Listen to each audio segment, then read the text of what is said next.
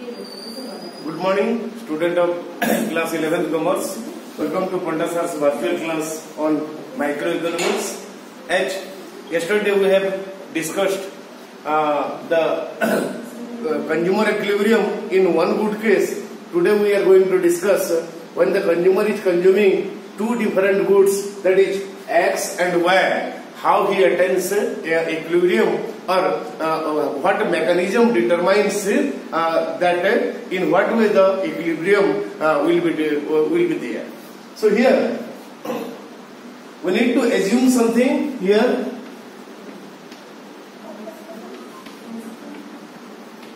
And what we assume that the consumer is consuming two goods, that is X and Y.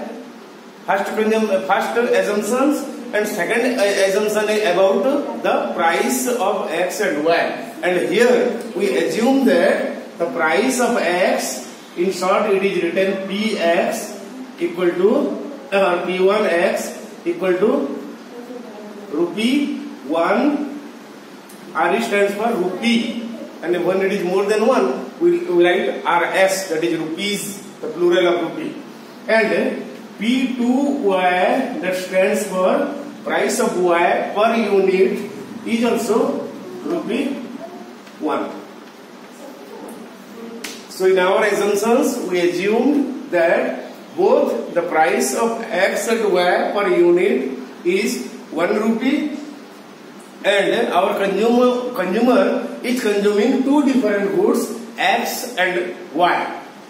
So before discussing the imaginary table as we constructed in the previous case, that is consumer equilibrium in one goods case, here also we need to make an imaginary table that which shows us the respective marginal utilities of X and Y when the consumer is continuously increasing his consumption. And one more thing we need to assume here, that M stands for money income. What is the budget of the consumer? How much the consumer is going to spend in the consumption of X and Y. So here we assume that the money income or budget of the consumer is rupees 5. That means the consumer has 5 rupees at his disposal. What he wants to spend in the consumption of two different goods, that is X and Y. Here, so why we have taken up to 5, and in this diagram, why we have taken up to 5? Because if the consumer spends all his income in the purchase of X, then he will be able to purchase 5 units of X, because price of X is rupee 1. And if on the other hand, if the consumer decides to consume only Y, then he will be able to consume 5 units of Y, because the price of Y is also rupee 1. So here you see the imaginary table, and before that I think I need to explain a little bit about the diagram. This is a special diagram, unlike the previous ones that we have studied in our discussion of economics. You can see here, this type of diagram is called mirror diagram, where we on one axis we take the marginal utilities of Y per H, on the other axis we take the marginal utilities of X. So you can see here now in the table, when the consumer consumes 1 unit of X, he is receiving 10 unit of marginal utility.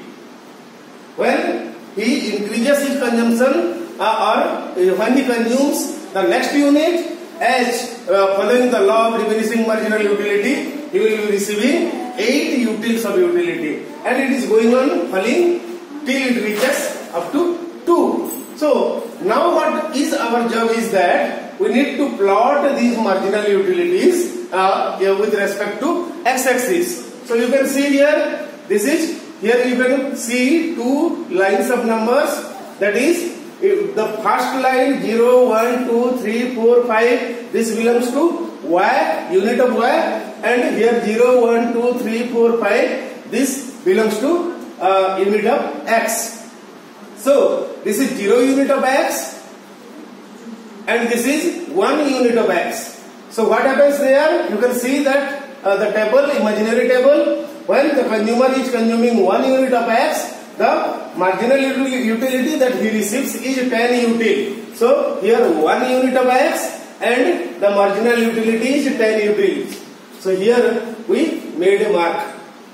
When he is consuming the second one, his marginal utility falls from 10 to 8. When he is consuming the third one, his marginal utility again falls from 8 to 6. You can verify in the table. When he is consuming the fourth unit of x, marginal utility falls from 6 to 4. And when he is consuming the fifth unit, then the marginal utility falls from 4 to 2. So we have got here 1, 2, 3, 4, 5 different points. And when we join all these points, then we will get the marginal utility curve of goods x. The same way, now we have to plot the marginal utility of x in the diagram, y in the diagram, and you can see in the table, when he consumes the first unit of y, he is getting 12 utils of utility. This is first unit of y, and the respective point is here, 12 utils. So when he is consuming the second one, his marginal utility falls from 12 to 10. When he is consuming the third one, his marginal utility falls from 10 to 8. When he is consuming fourth unit of y, his marginal utility falls from 8 to 6. And when he is consuming fifth unit of y, his marginal utility falls from 6 util to 4 util. Now we need to join these points and we will be getting the marginal utility of y. This curve shows us when the consumer is going on consuming more and more y, in what way his marginal utility is falling. Now you can see the condition of the equilibrium, that is marginal utility of x divides price of x, and marginal utility of y divides price of y equal to marginal utility of money. So the first condition, in fact both the conditions must be satisfied in order to attain equilibrium. That's why we can ignore price of x and price of y from these fractions. Why? Because we have taken the price of x and y both to be 1. So anything divided by 1 equal to the same number. That's why we can ignore. So marginal utility of x should be equal to marginal utility of y when the consumer is attaining. So where at which point the marginal utility of x and marginal utility of y are equal? You can see at a point E, both lines are intersecting with each other. That's why this is the point where marginal utility of x and marginal utility of y both are 8. So at this point, when we see that how many x and how many y the consumer is consuming, the consumer consumes 1, 2, 3. 3 unit of y, that is 3y, and 1, 2, 3. Sorry, 1, 2 means 2 unit of x, that is 2x. And what is the second condition? Price of x multiplied by unit of x consumed, and price of y multiplied by unit of y consumed must be equal to the money income of the consumer, which is rupees 5. So let us see, 3 into what is the price of y? That is 1 plus 2 into what is the price of x? That is also 1. That's equal to 3 1 is 3 plus 2 1 is 2. That's equal to 5. So here second condition of equilibrium is also satisfied. Thus, in case of two goods, the consumer attains equilibrium when he is choosing a combination of 3y and 2x. Now a question may arise in your mind that why 3y and 2x? Why not 3x and 2y? For that, you can see here the first unit of y is giving more utility than the first unit of x. When the consumer consumes first unit of y, he is getting 12 util sub-utility per H. When the consumer consumes first unit of X, he is getting 10 util sub-utility. That's why when the consumer spends his entire 5 rupees for the consumption of both X and Y, then obviously at equilibrium point, the total utility that he is receiving must be the highest.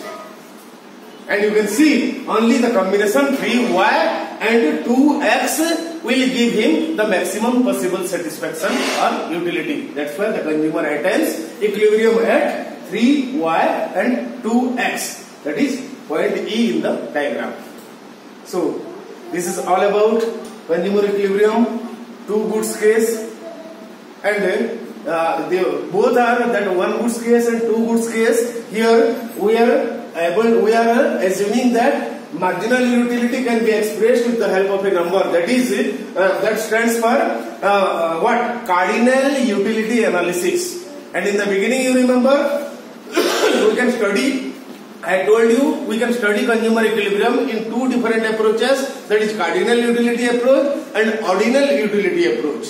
So tomorrow onwards, we will start our ordinal utility approach of consumer equilibrium, and in that we will be discussing about a different type of curve, that is indifference curve or IC. If you have notes, then it would be better if you just look about those things related to indifference curve and its characteristic, because it would take around 2 to 3 periods to complete the indifference curve analysis or the ordinal utility approach. So this is all about today. If you are getting any doubt, please don't forget to contact me and clarify your doubt. Thank you and have a nice day.